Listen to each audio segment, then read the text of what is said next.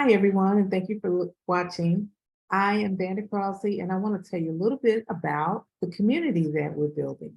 It's going to be called, well, it may not be called that, but This Is Us, Texas is what we called it. Um, we know that it takes a village to raise a family. It takes a village to take care of an elderly person, and we want to solve some of those problems. We want to help people with their housing, their food shortages, good quality food. We want to help with all that as well as employment. So let me go through my deck so I can explain to you because sometimes it's better to see it than to hear it. So one of the problems that we have is loneliness for people that are of a certain age.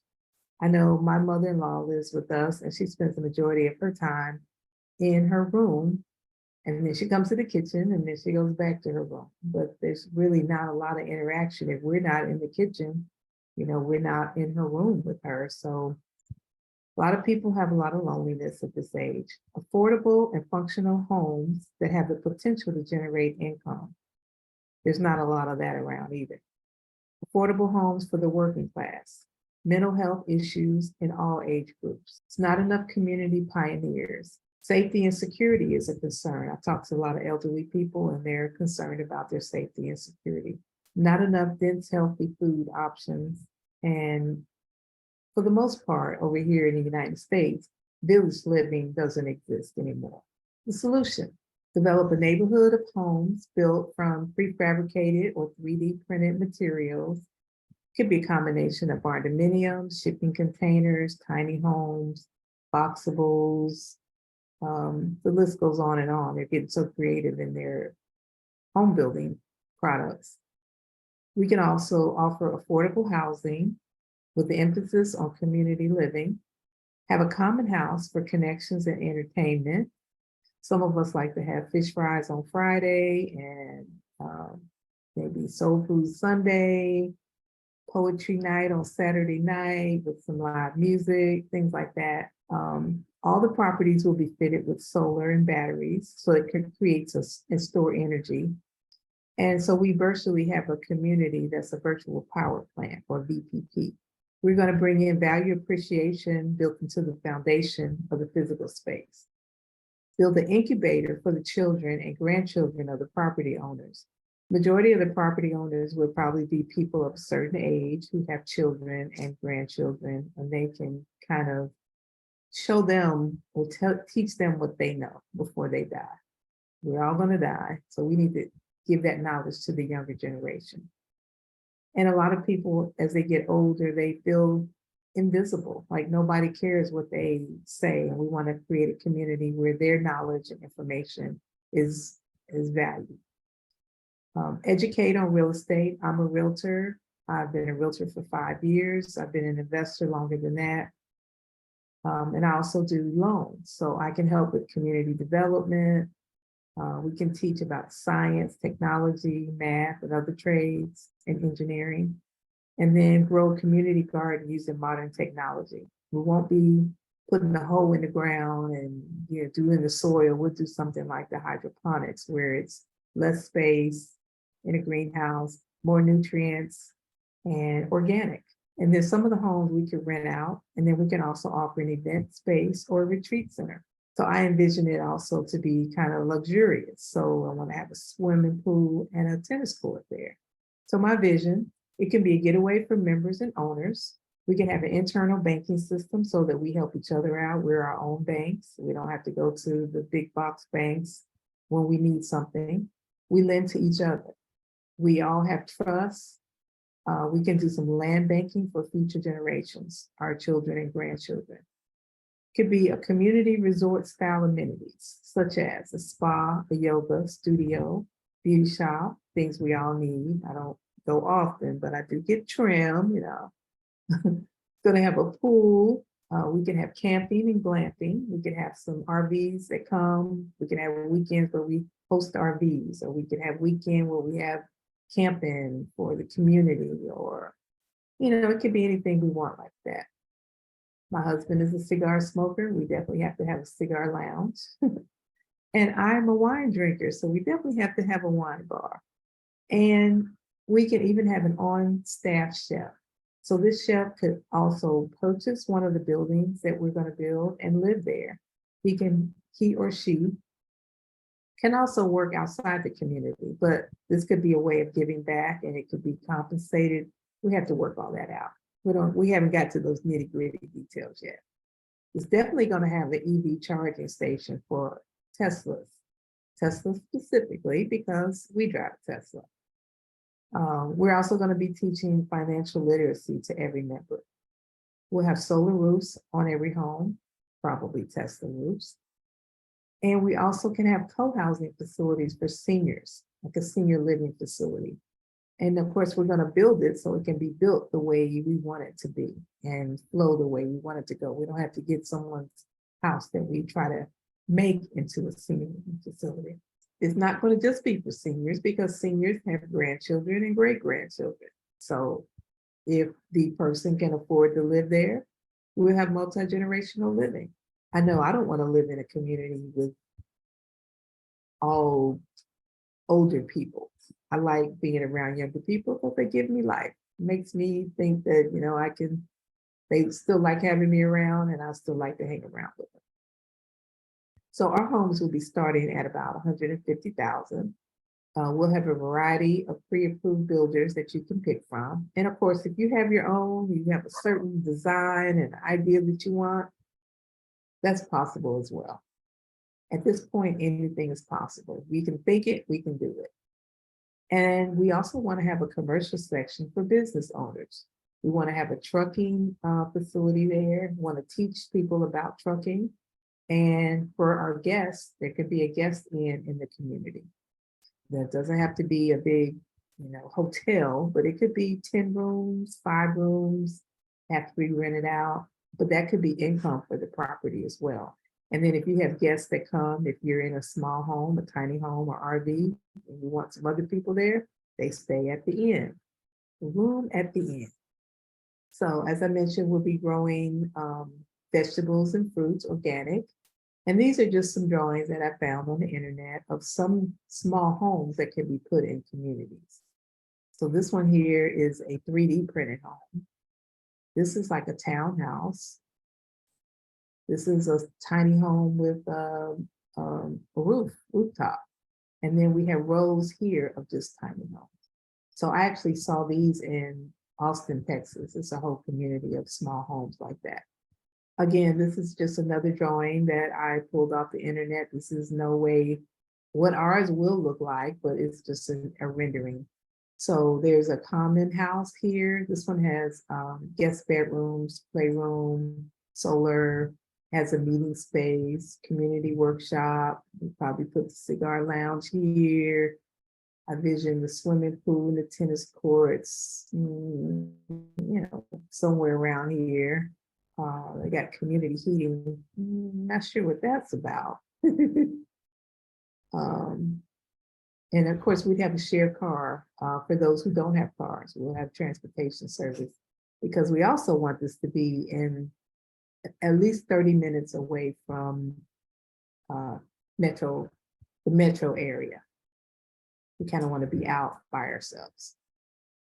So market validation, solving the needs for affordable housing, especially for the elderly. Population expansion in Houston is booming. There's what they call the Southern migration.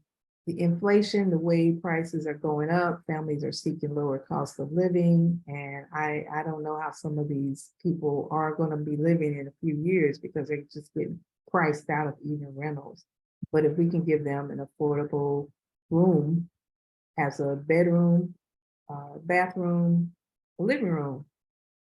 And if it's just you, what else do you need? You come outside and live. So we encourage blended families, multi-generational living, shared economy. Everybody doesn't need a lawnmower. Everybody moves there, sell your lawnmower, we'll have somebody else cut your grass. Village living, we share things. We come together and help each other out.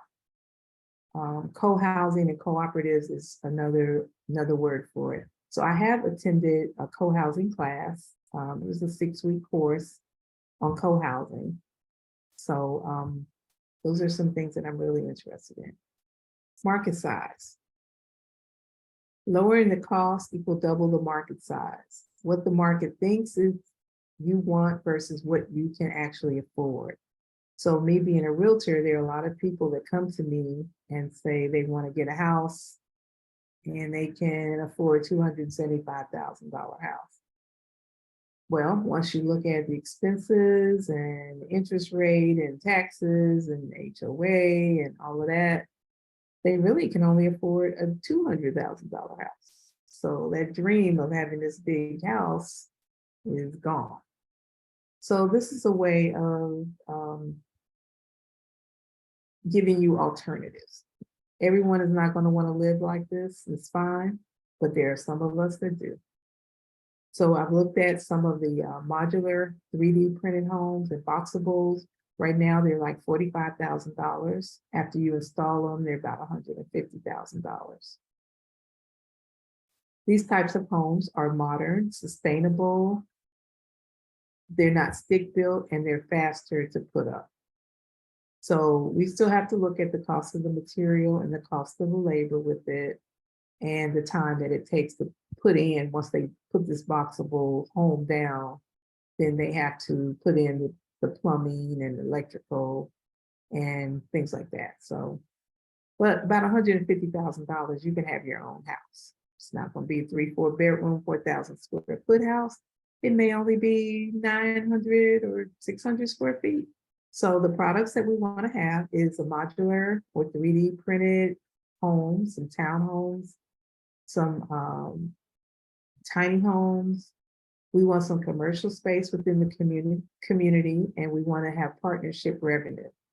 So we can help some of these commercial places get up and going, of course, for revenue share, because that's just what people do. We got to make money. We still want to travel. We still want to go places, and it's a business, but we can help you with your business and make money as well. Everybody can eat.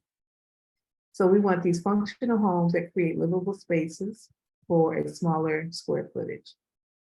Energy creating homes is also supplement the cost of the home. We can have Airbnb owners. We can have rental revenue potential, can be bed and breakfast. The sky's the limit. So some of the community amenities, these will be put in later after the homes are built and we're actually living there.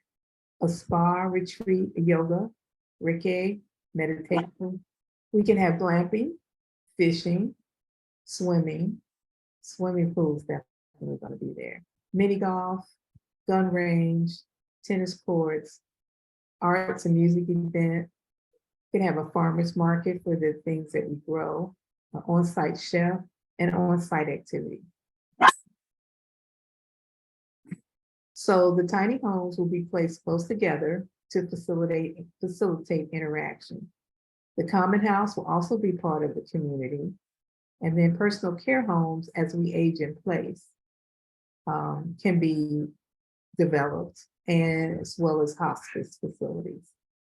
We can also put in a peer space to rent for certain events. So our business model will be crowdfunding. We're going to be seeking shareholders.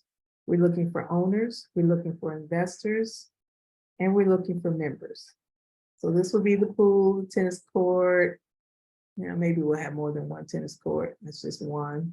We can have putt-putt golf. We're going to be eating healthy, so we can live to be 100 years old. The shooting range. This is just a picture of a tiny home. So the market adoption will be Airbnb margins, camping, boxable homes, barndominiums, shipping containers, 3D printed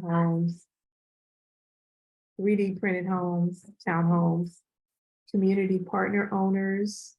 You can have an energy partner. We want them to be functional and affordable.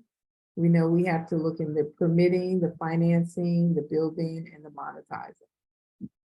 So this is a barndominium. This is called a yurt.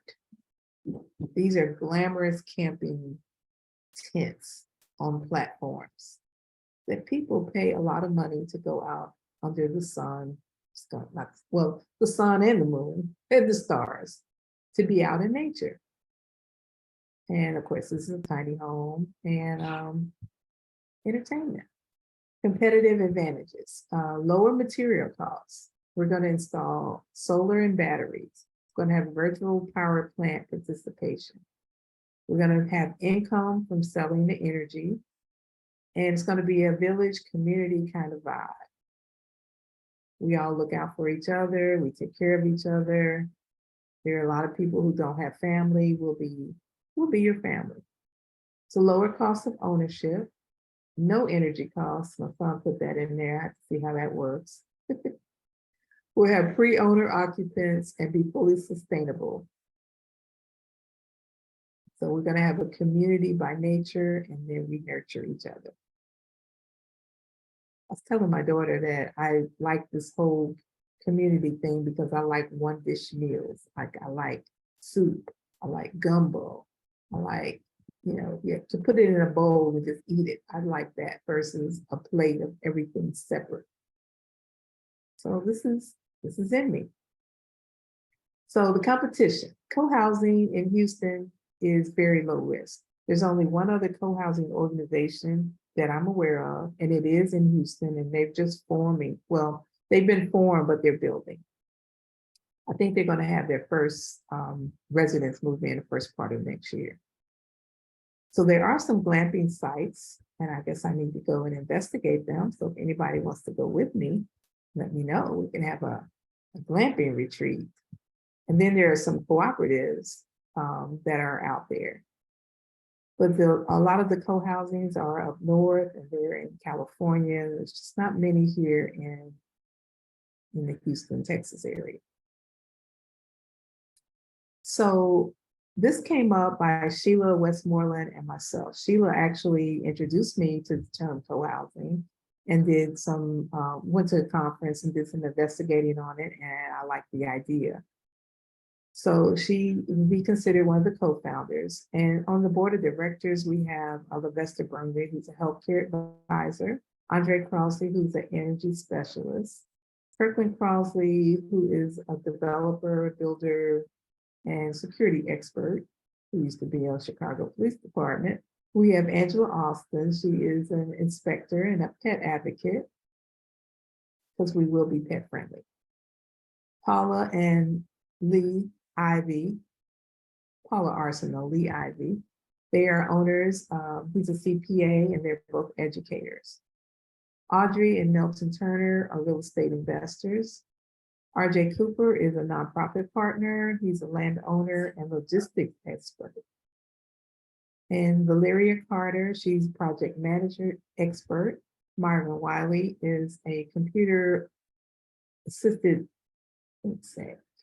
considered computer assisted device expert and architect. Attorney Terry, we had been in consultation with Ironbill Design to project manage.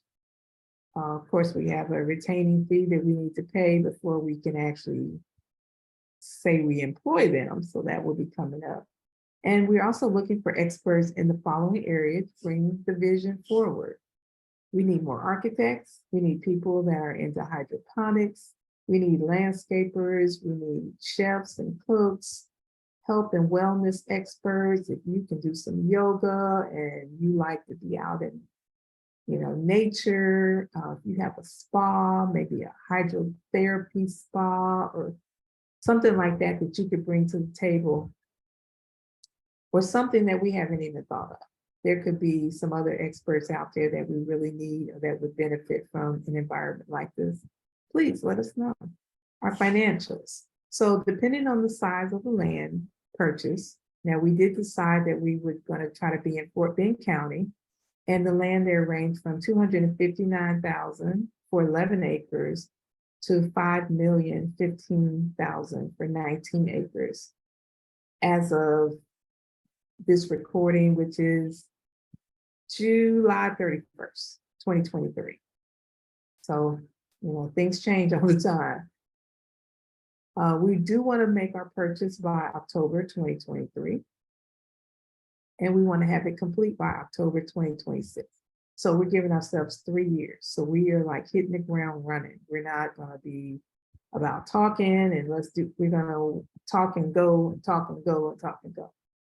So we expect the project to be about $13 million over 3 years. Again, we're going to be seeking funds from crowdfunders, investors, and owners. So if this is something that interests you, if you are a little bit curious about it, and we're all new here, so you're welcome to join us. You may have some expertise that we don't know about, or you may just want to get away and do something different.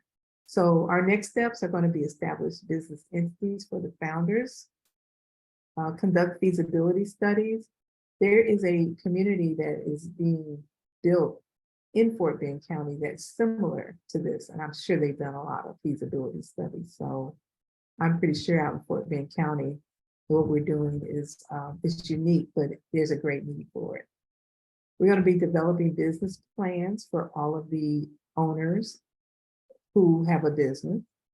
And we're going to be doing some leadership and operational improvement training. Like I said, none of us have done this before, so we're going to need some experts to come in and train us on how to do something like this or how to live together. And we're going to be doing some strategic planning. So it sounds like a lot of work, but I'm up for the challenge. We've been holding exploratory meetings of potential members and owners. We started on June 15th, and we actually had some other meetings last year, but they weren't consistent. So now, because starting June 15th, we've been having weekly meetings on Tuesdays at 1 o'clock Central Standard Time. If this is something that you're interested in, send me an email and I can definitely put you on the list and give you the link to it. We're going to start crowdfunding to purchase the land. We're going to partner with nonprofits. I had a vision of giving away a tiny home. When I went to that tiny home village and came back and saw people on the streets begging, it was a light bulb. I'm like, you got to give away a tiny home. I'm a realtor. I'm looking for land. People have land. We can give them a tiny home and maybe they can put that tiny home on someone's land, pay that person, $400 a month rent, win-win. All right, our website is thisisustx.com because I have a feeling we're going to do This Is Us in other states as well. The website is under construction, so if you go there now, well, depending on when you watch this, it's under construction as of today. And I do have a Facebook page called Agrihood, Texas. Again, my name is Vanda Crossley, and I look forward to talking with you and hopefully building something together.